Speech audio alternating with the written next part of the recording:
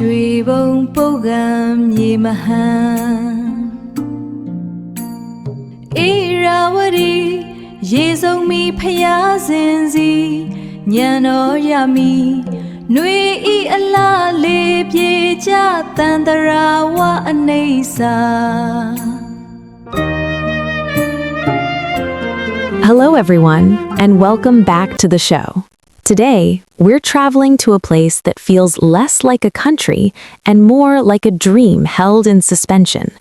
It's a place often called the Golden Land, but its story is written in much more than just gold. We're talking about Myanmar.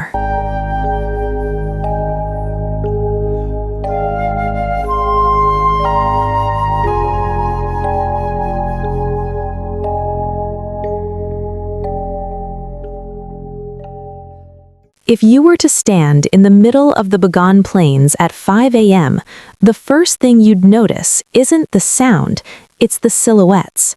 As the mist clears, over 2,000 ancient temples emerge from the earth like a forest of stone.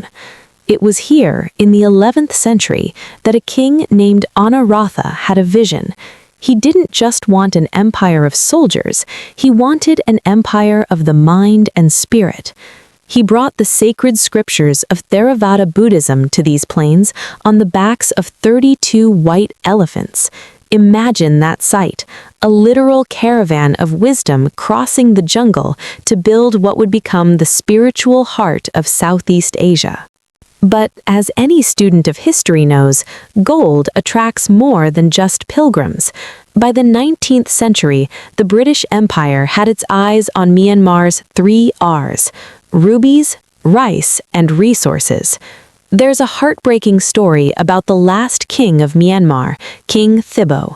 When the British took the palace in Mandalay, the king and queen were ushered out in a simple ox cart. As they passed through the city gates, the local people fell to their knees, weeping. In a single afternoon, 1,000-year-old monarchy vanished. But here's the thing about Myanmar.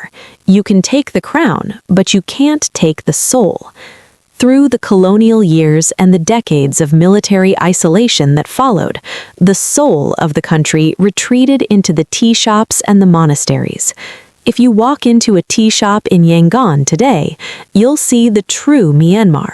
People sitting on tiny plastic stools, sipping sweet condensed milk tea, and discussing everything from poetry to revolution. It is a culture of resilience. I want to tell you about something called thanaka. If you visit, you'll see it everywhere, a yellowish-white paste painted on the cheeks of children, women, and men. It's made from ground bark. To a tourist, it's a curiosity.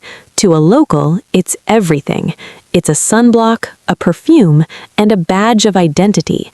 It's a reminder that even under the hottest sun, there is a way to stay cool. And then there are the rowers of Inle Lake. They row their boats with one leg wrapped around the oar, so their hands are free to fish with giant conical nets.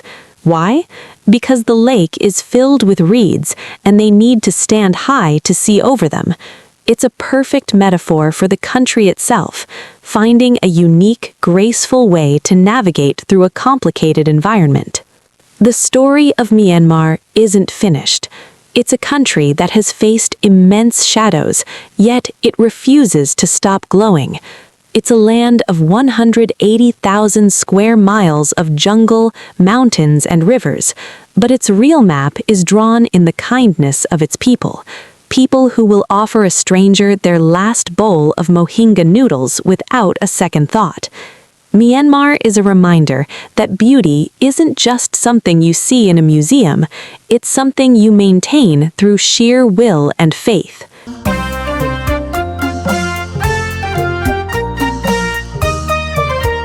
Thanks for joining me on this journey today.